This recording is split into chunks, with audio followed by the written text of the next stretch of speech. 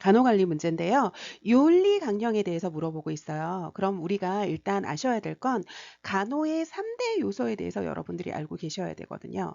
간호의 3대 요소에 대해서 일단 알고 계셔야 돼요, 여러분. 간호의 3대 요소는 지식이 있고요. 그 다음에 기술이 있고요. 다음에 정신이 있죠. 이 정신을 다른 말로 뭐라고 하는 거냐면 사랑이라고도 얘기를 합니다, 여러분. 그래서 이 간호의 3대 요소는 지식이 있고 그 다음에 기술이 있고 정신, 사랑이 있는데요. 이 나이팅게일이 뭐라고 하셨냐면요, 여러분.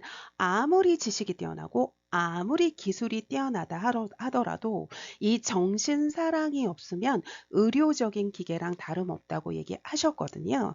이 정신, 사랑에 해당되는 게 바로 뭐냐면 윤리강령이라고 생각하시면 되겠습니다. 그러면 이 윤리강령을 보시면 헌신이라고 하는 건 몸과 마음을 다해서 힘을 다하는 걸 얘기를 하고요. 사명감은 사전적인 의미로 보면 이렇게 책임의식이나 이 책임감이랑 좀 비슷한 거라고 생각하시면 되고요. 봉사정신이라던가 최선의 노력을 다한다던가 이 정직 같은 게 윤리강령에 포함되는 내용이라고 생각하시면 되는데요. 여기에서 보시면 분실을 하면 우리가 사실대로 보고를 해야 되잖아요. 그죠? 그런데 이 사실을 숨기는 것은 정직하지 못하는 거잖아요. 그러니까 이거는 정직한 행동에 위배된 거라고 보시면 됩니다, 여러분. 그래서 답은 5번이라고 보시면 되겠습니다. 다음은 2번 문제 풀어보도록 하겠습니다. 간호조무사의 직업윤리를 준수한 행동으로 옳은 거에 대해서 물어보고 있습니다, 여러분. 그러면 1번에 보시면 보호자에게 환자의 질병 상태를 알려준다고 하거든요. 그러면 우리 간호사는 간호사이지 의사가 아니잖아요. 그러면 이게 무슨 말이냐면 각자의 그 전문 영역이 있으면 그 전문 영역을 침범하면 안 된다는 얘기예요, 여러분. 그러면 우리가 질병 상태라던가 진단명이라던가 검사 결과라던가 이런 거는 간호조무사의 영역이 아니라 의사의 영역이잖아요. 그러니까 환자나 보호자가 물어보면 의사 선생님께서 얘기해 주실 거예요. 이렇게 얘기하고 난 다음에 우리는 간호사에게 보고를 해야겠죠, 여러분. 그래서 보고를 하는데 메토실 누구께서 질병 상태에 대해서 궁금해 하세요 하고 이렇게 보고를 하면 간호사가 다시 의사에게 보고를 하죠. 그럼 의사가 이렇게 회진할 때 이렇게 환자나 이렇게 보호자에게 피드백이 갈 수 있도록 해 주셔야 되는 거고요. 다음에 2번에 보시면 동료랑 의견이 충돌을 하면 대화를 회피를 하는 게 아니라 대화를 통해서 의견을 조절하고 조정해 나가야 되는 거고요. 다음에 환자에게 개인적인 친근감으로 동정이나 뭐 인정을 표현한다고 하는데요, 여러분. 우리가 간호조무사랑 환자의 관계는 전문적인 직업적인 관계입니다, 여러분. 직업적인 관계지 개인적인 관계를 맺어서면 안 되거든요. 그러니까 3번 틀렸고요. 다음에 4번에 보시면 업무상 알게 된 환자의 비밀을 알리면 안 되죠. 동료뿐만 아니라 다른 사람에게도 알리면 안 되잖아요. 그래서 우리가 비밀 유지하셔야 되잖아요. 그죠? 비밀 유지하셔야 되는데 이 비밀 유지를 하지 않게 되면 3년 이하의 징역이나 3천만 원 이하의 벌금을 받게 되잖아요. 그러니까 4번이 맞는 답이죠. 그런데 우리가 비밀을 알리지 않는 건 맞는데 불리한 것뿐만 아니라 다른 것들도 다 우리가 비밀 유지하셔야 되는 거고요. 다음에 5번에 보시면 환자에게 도움이 된다면 여기 부도덕한 행위에 협조한다고 하는데요. 아무리 도움이 된다고 하더라도 이 부도덕한 행위에 협조하면 안 되고요. 그러니까 답은 4번이라고 보시면 되겠습니다. 다음은 3번 문제 풀어보도록 하겠습니다. 일반 병실 입원 환자에게 수혈을 마친 후에 배출된 빈 혈액백, 다 사용한 혈액백에 폐기물 분류거든요. 그럼 폐기물의 종류에 대해서 물어보고 있어요. 그럼 이 폐기물의 종류는 이 지금 기초간호학 문제로 나왔는데요. 여러분, 기초간호학 문제뿐만 아니라 우리 병원 실기 문제로도 잘 나오니까 여러분들이 꼭 알고 계셔야 되거든요. 그래서 이 폐기물의 종류에 대해서 우리 자세히 한번 알아보도록 하겠습니다. 우리 여러분 폐기물은 크게 이렇게 세 가지 종류가 있다라고 생각을 하시면 돼요. 첫 번째는 격리 의료용 폐기물이 있고요. 다음에 두 번째는 위해 의료용 폐기물이 있고요. 다음에 세 번째는 일반 의료용 폐기물이 있다라고 생각을 하시면 됩니다, 여러분. 그러면 일단 요거를 조금 보면 격리 의료용 폐기물은 격리 의료용 폐기물은 여러분들이 왜 격리된 감염병 환자 있죠, 여러분? 격리된 감염병 환자의 그 처치 과정에서 나온 모든 그런 폐기물을 격리 의료용 폐기물이라고 하는데 감염병 환자잖아요. 그러니까 잘 눈에 띄게 적색 상자형 용기에 보관을 하고요. 최대 7일간 보관한다는 것도 여러분들이 알고 계셔야 됩니다, 여러분. 다음에 위해 의료용 폐기물이랑 일반 의료용 폐기물 얘네들은 노란색 상자형 용기에 보관을 하거나 아니면 또는 우리 검정색 봉투형 용기 있잖아요. 비닐봉투 같은 거 있잖아요. 이 봉투형 용기에 보관을 하고 얘는 최대 15일 보관한다는 거 알고 계셔야 돼요, 여러분. 그리고 여기 보시면 여기에서 왜 일반 의료용 폐기물은 뭐가 있냐면 우리 탈지면, 다 쓴 탈지면이나 이렇게 솜이라던가 꺼즈라던가 다 쓴 이런 분대 같은 거 있잖아요. 그리고 우리 일회용 주사기 있죠. 일회용 주사기인데 이 주사 바늘 침 제거한 플라스틱 주사용기 있잖아요. 걔 주사기에 아니면 다 쓴 왜 수액 세트 같은 거 있잖아요. 그런 거 아니면 우리 기저귀 같은 거 있잖아요. 그런 거라고 생각을 하시면 됩니다, 여러분. 다음에 이 위해 의료용 폐기물은 총 5가지가 있어요. 5가지가 있는데 첫 번째가 바로 뭐냐면 손상성 폐기물이거든요. 그럼 이 손상성 폐기물은 굉장히 날카로운 거라고 생각을 하시면 돼요, 여러분. 그래서 왜 주사 바늘 있죠? 이렇게 주사 바늘이라던가 아니면 우리 한방용 침이라던가 수술용 칼같이 이렇게 날카로운 거 있잖아요. 그런 거라고 생각을 하시면 되고 제가 아까 위해 의료용 폐기물이랑 일반 의료용 폐기물은 15일 보관하는 거로 알고 계시라고 했잖아요. 그런데 손상성 의료용 폐기물만 30일 보관이거든요. 그러니까 얘는 특징적이니까 얘도 알고 계셔야 됩니다, 여러분. 다음에 이게 위해 의료용 폐기물이 제가 5가지가 있다고 그랬잖아요. 그리고 이 두 번째가 병리계 폐기물이거든요, 여러분. 병리니까 여러분들이 어떻게 생각을 하시면 되냐면 우리가 왜 검사를 한다던가 이렇게 시험할 때 검사나 시험 같은 거 할 때 우리가 왜 유리 슬라이드 같은 거 있잖아요. 이렇게 슬라이드라던가 아니면 뭐 배양액이라던가 배양균주라던가 아니면 이렇게 시험관이라던가 이런 거 있잖아요. 이런 거 같은 거 이런 거를 갖다가 병리계 폐기물이라고 하고요. 다음에 이게 5가지니까 2가지 봤죠? 다음에 세 번째는 조직물류 폐기물이에요. 조직물류. 그럼 이 조직물류 폐기물이니까 우리 인체 장기 같은 거 있잖아요. 그런 거라고 생각을 하시면 됩니다. 다음에 네 번째는 바로 뭐냐면 생물 화학 폐기물이라고 생각을 하시면 돼요. 생물 화학 폐기물이라고 생각을 하시면 되는데 여기서 여러분들이 포인트로 이 화학이라는 말을 좀 집중해 보세요. 화학이니까 폐백신 폐항암제 같은 거를 얘기를 하고요. 마지막으로 5번째가 이 혈액 오염 폐기물이거든요. 그러니까 다 사용한 혈액백 이게 혈액 오염 폐기물이고 아니면 우리 혈액 투석할 때 나오는 그런 폐기물 같은 거 있잖아요. 그런 거라고 생각을 하시면 됩니다, 여러분.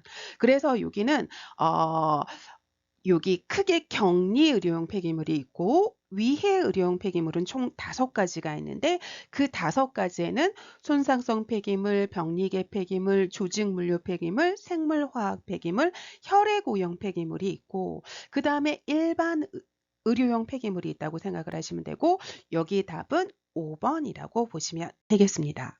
다음은 4번 문제 풀어보도록 하겠습니다. 물을 적당히 먹었음에서 물을 300cc 섭취함으로 수정해서 기록했을 때 준수한 의무 기록의 원칙에 대해서 지금 물어보고 있어요, 여러분. 그럼 기록의 원칙은 간결하게 적어야 되고 정확하게 적어야 되고 미리 적으면 안 되고 적시에 적어야 되고 형식에 맞게 적어야 되고 그 다음에 관련된 사람만 봐야 되는 이 보안성 유지해야 되는 거 다 이 기록의 원칙에 해당이 되거든요. 그런데 우리가 여기서 보시면 적당히 먹었음이 아니라 정확하게 300cc 먹었음 해가지고 이렇게 숫자로 기록하고 있죠, 여러분. 이게 정확성이라고 하는 거거든요, 여러분. 그래서 우리가 아침을 드셨다가 아니라 오전 9시에 뭐 죽 300cc를 드셨다. 밥 한 공기를 드셨다. 뭐 이런 식으로 정확하게 수치로 바나나 한 개를 먹었다. 아니면 욕창이 심하다가 아니라 욕창이 가로 몇 센치, 다음에 세로 몇 센치 이렇게 정확하게 숫자로 기록하는 거고, 며칠 전이 아니라 정확하게 3일 전, 4일 전, 다음에 오래 걸었다가 아니라 30분 걸었다, 1시간 걸었다 이렇게 정확하게 숫자로 기록하셔야 되는 거거든요. 그러니까 이 수치가 나왔으니까 여기는 정확성이라고 생각하시면 됩니다, 여러분. 다음에 5번 문제 풀어보도록 하겠습니다. 신장에서 분비되고요. 혈압을 조절하는 물질에 대해서 물어보고 있습니다, 여러분. 그럼 답은 레닌이거든요, 여러분. 레닌이라고 하는데요.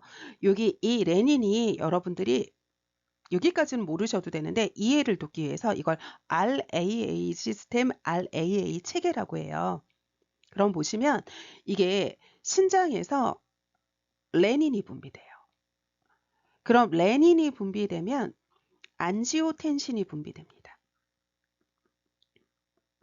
안지오텐신이 분비되면 알도스테론이 분비돼요.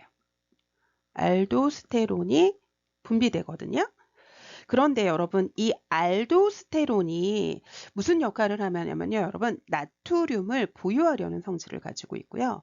수분을 보유하려는 성질을 가지고 있고요.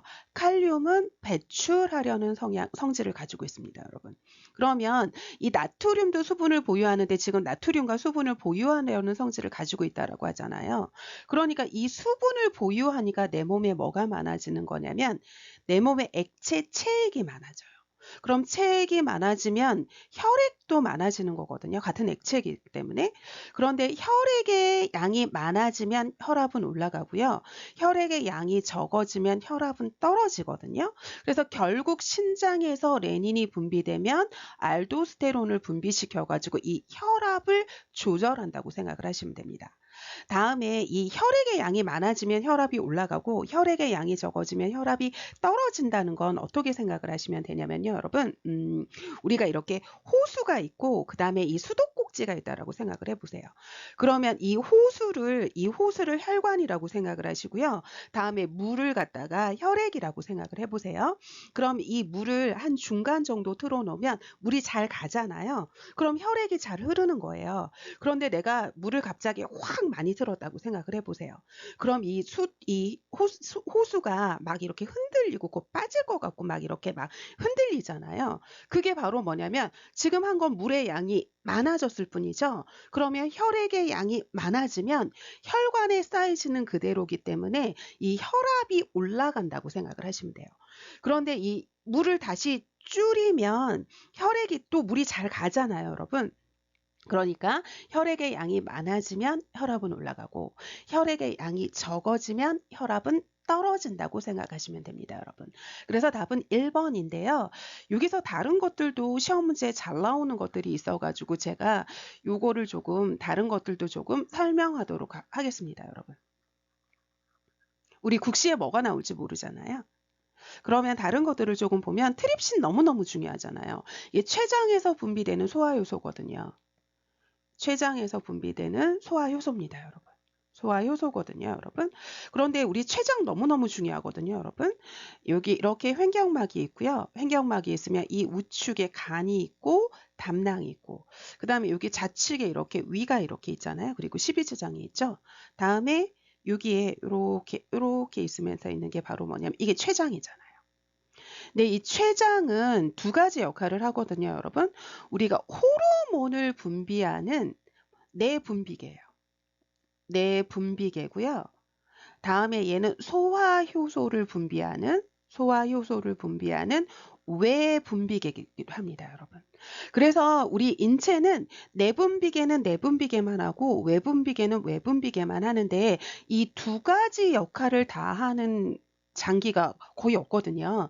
그래서 이 췌장은 내분비, 호르몬을 분비하는 내분비도 하고 소화효소를 분비하는 외분비, 이 둘 다 하는 장기로 꼭 알고 계셔야 되고요. 이 두 가지 다 알고 계셔야 되는데 일단 일단 요거부터 할게요. 제가 아까 호르몬을 분비를 하는 내분비라고 했잖아요. 그럼 이 췌장에 뭐가 있냐면 랑게란스 선이라는 게 있습니다, 여러분. 랑게란스 선이라고도 하고 랑게란스 샘이라고도 해도 됩니다, 여러분. 랑게란스 샘에는 두 가지가 있어요. 알파 세포가 있고요. 다음에 또 뭐가 있냐면 베타 세포가 있거든요. 근데 이 베타 세포에서 분비되는 게 너무너무 중요한 인슐린이라는 호르몬이 분비되고요. 이 알파 세포에서 분비되는 호르몬이 바로 뭐냐면 글루카곤이라는 호르몬이 분비되거든요. 그런데 얘가 서로 반대되는 역할을 하죠, 여러분. 그래서 인슐린은 우리가 고혈당일 때 혈당을 내려주는 호르몬이죠. 그죠? 그런데 이 글루카곤은 우리가 배고플 때 이렇게 혈당을 이렇게 올려주는 호르몬이라서 서로 반대되는 역할을 한다는 것도 알고 계시고요. 시험 문제에서는 이렇게도 나와요. 알파 세포에서 인슐린이 분비된다. 베타 세포에서 글루카곤이 분비된다. 이렇게 거꾸로도 나오니까 여러분들이 정확하게 알파 세포에서는 글루카곤이 분비되고 베타 세포에서는 인슐린이 분비되는 것까지도 알고 계셔야 됩니다, 여러분. 다음에 이 췌장은 제가 호르몬을 분비하는 내분비계의 역할도 하지만 소화효소를 분비하는 외분비계의 역할도 한다고 그랬잖아요. 그럼 췌장에 서서 분비되는 이 소화효소를 우리 어떻게 외우시면 되냐면 아트리라고 외우시면 돼요. 아트리라고 외우시면 되는데 이 아는 우리 아밀라제라고 생각을 하시면 돼요. 아밀라제. 다음에 이 트가 지금 나온 트립신입니다.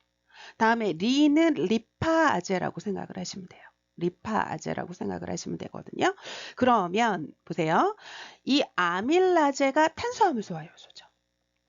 다음에 트립신이 단백질 소화 요소고요.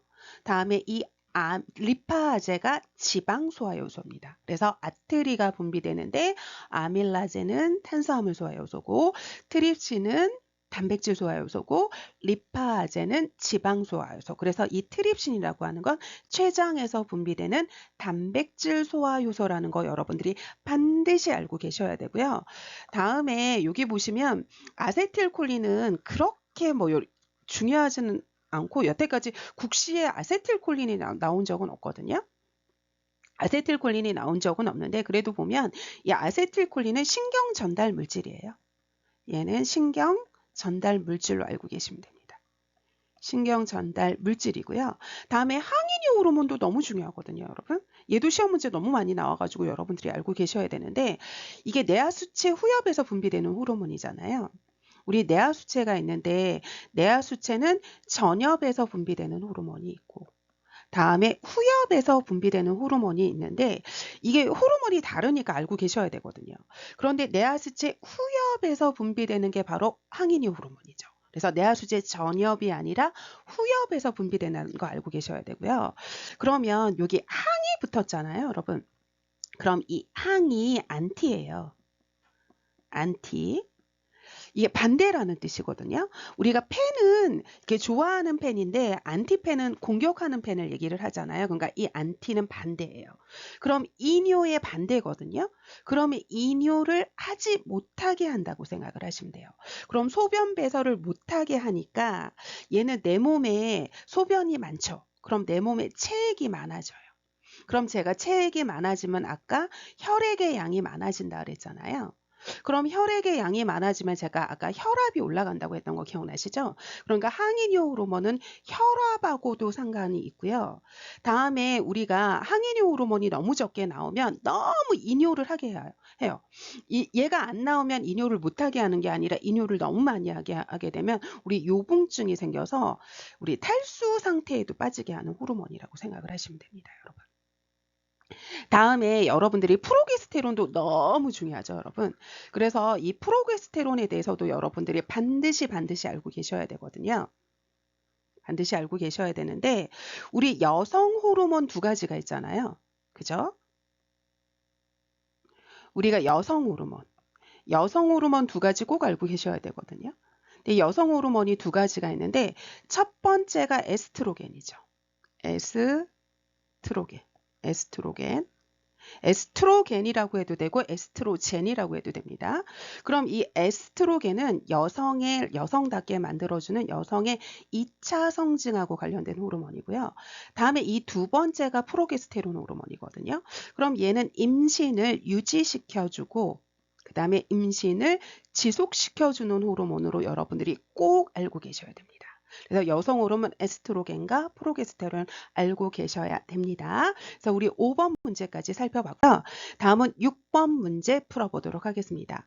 망막에 대한 설명으로 옳은 거에 대해서 물어보고 있거든요. 그러면 우리 간단하게 조금 보면 이게 이렇게 눈이라고 생각을 해보세요. 이렇게 눈이라고 생각을 해보세요. 그러면 여기 이렇게 수정체가 있습니다, 여러분. 수정체. 요게 지금 바로 뭐냐면 수정체예요. 얘가 수정체고요. 그 다음에 이렇게 망막이 있는데 이 망막을 이렇게 싸고 있는 막이 있거든요. 그럼 이건 맥락막이에요. 얘는 망막을 싸고 있으면서 망막에 영양 공급 같은 거 해주거든요. 다음에 여기 이 망막 요 안에 있는 게 요게 맥락막 밑에 있는 거 요게 망막이라고 하고요. 그리고 여기에서 이 망막에서 시신경의 분포가 이렇게 많게 된 부분이 있거든요. 여기를 갖다가 우리 황반이라고 얘기를 하죠. 황반이라고 얘기를 하고 여기 각막, 검은 눈동자 각막, 다음에 여기 흰 눈동자 공막이 있습니다. 여러분. 다음에 여기 가운데 있는 부분에 눈의 형태, 이 눈 아래 형태를 유지해 주는 게 이게 유리체, 젤 형태로 돼 있죠. 유리체, 초자체라고 얘기를 하죠. 이게 눈이거든요. 그러면 여기 볼게요, 여러분. 여기 보시면 안구에 방수를 생산한다고 하는데 여기 보시면 방수가 물이에요, 여러분. 물. 눈에 있는 물이 있잖아요. 그 물을 생산하는 건데 여기 보시면 여기 홍채도 이렇게 있고요. 여기 선모체도 있고 여기 홍채 이렇게 있고 여기 선모체 있거든요, 여러분. 그러면 여기에는 요걸 갖다가 우리 뭐라고 하는 거냐면 선모체 또는 모양체라고 얘기를 하는데 이 선모체 모양체에서 이 물에 해당되는 방수를 생산해요. 만들기도 하고요. 다음에 얘를 이렇게 밖으로 내보내는 분비를 하기도 합니다. 그래서 이 방수의 양을 조절을 하거든요. 그런데 만약에 이 선모체에 문제가 생겼어요. 이 선모체에 문제가 생겨서 생산만 하고 밖으로 내보내지를 못하면 방수, 물의 양이 많아지겠죠. 그럼 제가 아까 혈액의 양이 많아지면 혈압이 올라간다 그랬죠. 그럼 이 눈의 물의 양이 많아지니까 여긴 눈이니까 혈압이 아니라 안압이 상승합니다, 여러분. 그럼 이 안압이 상승하면 우리가 녹내장이 생기거든요. 그러니까 이 선모체 모양체는 우리 녹내장하고 관련된 거예요. 그래서 방수를 생산하는 건 선모체 모양체고요. 다음에 여기 보시면 동공의 크기를 조절한다 그랬잖아요. 그럼 여기 있는 이 홍채 있잖아요. 이 홍채가 카메라 조리개 역할을 하거든요. 그래서 빛이 들어올 때 이게 카메라 조리개처럼 빛의 양을 조절하면서 이 동공을 갖다가 도톰하게 만들기도 하고 빛의 양에 따라서 이렇게 길쭉하게 만들기도 하면서 동공의 크기를 조절하는 건 홍채에 해당이 되는 거고요. 다음에 수정체의 망곡을 조절하는 건 우리가 왜 근시, 원시, 난시 같은 거 있을 때 우리 렌즈 같은 거 착용해 가지고 이 만곡을 조절하거든요. 수정체 만곡을 조절하는 걸 렌즈를 통해서 할 수 있습니다, 여러분. 다음에 이 외막이라고 하는 건 눈에 막이 있는데요, 여러분. 이 눈에 막이 있는데 이 외층, 가장 끝에 있는 이 외층에 있는 막이 각막하고 공막이에요. 이 각막, 공막, 검은 눈동자에 해당되는 이 각막이랑 흰 눈동자에 해당되는 이 각막하고 공막만 외층에 해당이 되거든요. 망막은 이 안쪽에 있으니까 외층이 아니겠죠, 여러분. 그러니까 아니고요. 다음에 시각적인 상을 받아서 시신경을 통해서 뇌로 보낸다고 얘기를 하는데요, 여러분. 여기 보시면 여기서 우리가 어떤 물체를 이렇게 보잖아요. 그럼 이 망막에서 이렇게 굴절이 돼요. 망막에서 이렇게 굴절이 되면서 이 상을 갖다가 시신경으로 보내가지고 우리가 물체를 보는 거거든요. 그러니까 이 시신경적인 상을 받아서 시신경을 통해서 뇌로 보낸다. 맞습니다, 여러분. 그래서 답은 5번이라고 보시면 되겠습니다. 다음은 7번 문제 풀어보도록 하겠습니다. 천식 환자에게 투여하는 기관지 확장제에 대해서 물어보고 있거든요. 얘도 단골 문제죠. 이 기관지 확장제의 대표적인 게 에피네피린이죠. 에피네피린이고요. 피린이고요. 다음에 아미노필린도 대표적이죠. 아미노필린도 굉장히 대표적인 거고, 다음에 우리가 왜 벤톨린이라고 하는 거 있잖아요. 벤톨린이라고 하는 거 있죠. 벤톨린. 우리가 이 벤톨린이라고 하는 거, 이게 왜 분무 형태로 돼가지고 속효성이죠. 이게 분무 형태로 돼가지고 이렇게 속효성. 이렇게 빨리 작용이 나타나죠. 그래서 이거 네뷸라이저라고 하는 거 있잖아요. 이게 벤톨린인데 이 벤톨린이 살부타몰입니다. 이게 살부타몰인데 그래서 우리가 분무 형태로 된 이 벤톨린이라고 시험 문제는 더 많이 나왔거든요. 그래서 이게 기관지 천식에 해당되는 이 네뷸라이저라고 하는 이 살부타몰이라서 답은 2번입니다. 그런데 다른 것들도 시험 문제에 나오기 때문에 다른 것들에 대해서도 우리 알아보도록 하겠습니다. 다른 것들에 대해서 알아볼 건데 여기 보시면 몰피는 마약성 진통제죠, 여러분. 얘는 마약성 진통제로 여러분들이 잘 알고 계시죠? 그죠? 마약성 진통제. 다음에 프로프라놀롤은 얘는 순환기계 있죠. 우리 순환기계에 작용하는 약물이에요. 순환기계에 작용하는 약물이거든요. 그러니까 순환기계니까 우리가 왜 심장에 해당되는 협심증 치료약이라던가 아니면 우리 부정맥 치료자라던가 아니면 순환이니까 우리가 고혈압 치료제 같은 거 있잖아요. 여기가 바로 프로프라놀롤이고요. 다음에 이 리도카인도 되게 중요하잖아요. 리도카인도 굉장히 중요한데 이 리도카인은 첫 번째는 국소 마취제죠. 그래서 이 국소 마취제라서 우리 치과나 아니면 성형외과나 아니면 왜 그 성형외과나 피부과 같은 데서 사용하는 국소 마취제고요. 다음에 얘는 응급약으로 심실성 부정맥 치료제라는 것도 알고 계셔야 되죠. 심실성 부정맥 치료제라는 것도 알고 계셔야 되고요. 다음에 이 암피실린은 여러분들이 항생제라고 생각을 하시면 돼요. 그래서 감염에 요로 감염이라던가 기도 감염이라던가 여러 가지 감염에서 이 병원 세균을 죽이는 이 항생제라고 생각을 하시면 됩니다. 그래서 여기 답은 2번이라고 보시면 됩니다. 다음은 8번 문제 풀어보도록 하겠습니다. 디곡신을 투여하기 전에 반드시 측정해야 되는 거거든요. 이거 너무 중요한 문제죠, 여러분. 그럼 이게 우리가 디곡신을 강심제라고 얘기를 하잖아요. 강심제죠. 근데 이 강심제를 갖다가 디지탈리스라고도 하니까 이것도 알고 계셔야 돼요, 여러분. 근데 이 강심제에 해당되는 게 지금 얘기한 디곡신이 있고요. 다음에 이걸 갖다가 우리가 왜 디지톡신이라고 하는데 이걸 디지톡신이라고 해도 되고 디기톡신이라고 해도 됩니다. 디기톡신도 있거든요. 그래서 이 두 가지 약 꼭 알고 계셔야 돼요. 꼭 알고 계셔야 되는데 얘 강심제 있잖아요. 이 강심제의 부작용이 맥박을 느리게 하는 서맥을 일으킵니다, 여러분. 서맥.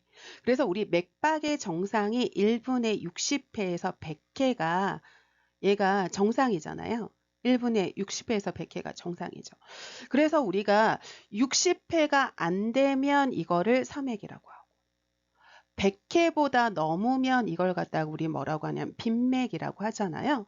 그렇기 때문에 강심제 투여 전에 강심제의 부작용이 서맥이기 때문에 반드시 맥박을 측정을 해서 만약에 서맥이라면 투여를 하면 안 되고요. 보고해야겠죠, 여러분. 그러니까 답은 여기서 나온 맥박 측정이라고 보시면 됩니다. 그런데 여러분 이거랑 해가지고 우리 다른 것들도 시험 꼭 나오는 거 이거랑 비교해서 나오는 것이 있어서 조금 얘기를 해드리려고 하는데 여러분들이 이거 꼭 알고 계셔야 되잖아요. 우리 마약성 진통제 있죠? 아까 봤던 거. 몰핀. 이 마약성 진통제. 이 마약성 진통제 아까 나왔던 이 몰핀 있잖아요. 이 마약성 진통제의 부작용은 서호흡을 일으키죠. 그죠? 그러니까 얘는 투여 전에 호흡수를 측정해야 된다는 거 알고 계셔야 돼요. 강심제는 맥박, 그 다음에 마약성 진통제는 호흡 측정해야 된다는 거 이렇게 비교해서 아셔야 됩니다, 여러분. 다음은 9번 문제 풀어보도록 하겠습니다. 뇌세포의 주 에너지원을 물어보고 있어요. 그럼 우리 뇌에 이 신경세포 있죠?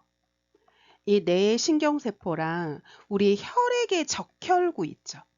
혈액의 적혈구. 얘는 100% 에너지 공급원이 포도당입니다. 99%도 아니고요. 여러분 100% 에너지 공급원이에요. 그러니까 여기서 답은 몇 번이냐면 3번이라고 보시면 되겠습니다. 다음은 10번 문제 풀어보도록 하겠습니다. 항결핵약인 이소나이지드거든요, 여러분. 제가 여러분 아까 항은 반대라고 했잖아요. 그죠? 그럼 결핵은 병이죠. 결핵은 병인데 여기 앞에 항이니까 결핵의 반대인 결핵을 치료하는 약이 항결핵제인 거예요. 그럼 항결핵제는 이소나이지드라고도 하고 우리가 아이나라고도 하거든요. 이소나이지드 아이나라고도 하는데 이 아이나라고도 하는데 INAH 라고도 하거든요. 그런데 이거의 부작용이 말초신경염이에요. 얘 부작용이 이걸 먹으면 말초신경염이 부작용으로 생겨요. 그래서 얘가 생기지 않게 예방하기 위해서 우리가 뭘 같이 먹냐면 비타민 B6인 피리독신을 같이 먹어주면 말초신경염이 예방이 되거든요. 그래서 이 피리독신이 비타민 B6인데 얘가 신경계를 안정시키는 물질이에요. 이 신경계를 안정시키는 물질이거든요. 그러니까 얘를 먹으면 신경계 장애를 이게 결핍이 되면, 그러니까 얘랑 같이 먹어줘야지 이 신경계를 안정시켜서 말초신경염을 예방을 하는 거거든요. 그러니까 답은 2번이라고 보시면 되는데요. 얘 말고 다른 것도 알고 계셔야 되죠, 여러분. 다른 것도 알고 계셔야 돼서 다른 것도 조금 살펴보도록 하겠습니다. 그러면 티아민은 비타민 B1이죠. 비타민 B1인데 얘가 부족하면 생기는 게 각기병이라는 것도 알고 계셔야 되고요. 다음에 얘는 아까 비타민 B6라고 했고 얘 부족하면 신경계를 안정시키지 못한다고 했고요. 다음에 코발라민은 비타민 B12입니다, 여러분. 얘가 부족하면 생기는 게 악성빈혈이라는 것도 알고 계셔야 됩니다. 다음에 리보플라민은 우리가 비타민 B2거든요, 여러분. 그럼 얘가 부족하면 생기는 게 구각염, 구순염, 뭐 지루성 피부염, 뭐 이런 거, 안구건조증 이런 거 생기거든요. 그런데 요걸 조금 설명해 드리면 이게 입구자예요, 여러분. 입구자고 이게 순이 입술 순자거든요. 그러면 이게 우리가 왜 입술에 그 하얗게 일어나고 간지럽고 막 이런 거 있잖아요. 이게 바로 구순염이고요. 구강염이라고 하는 건 이렇게 입술이 있으면 여기 끝에 있죠. 여기 끝이 갈라지고 가렵고 막 이런 거 있잖아요. 이게 구강염이라고 얘기를 합니다. 다음에 아스코르빈산은 비타민 C예요. 얘가 부족하면 출혈을 야기하는 괴혈병이 생긴다는 것도 알고 계셔야 됩니다, 여러분. 그래서 여러분 이게 기초간호학 문제가 너무 길어가지고 35문제 안에 돼서 하면 이게 해설 시간이 너무 길어질 것 같아서 일단 10번에서 끊어가고 좀 더 우리 다음 회에 우리가 두 번째 해설 진행하도록 하겠습니다. 수고 많으셨어요.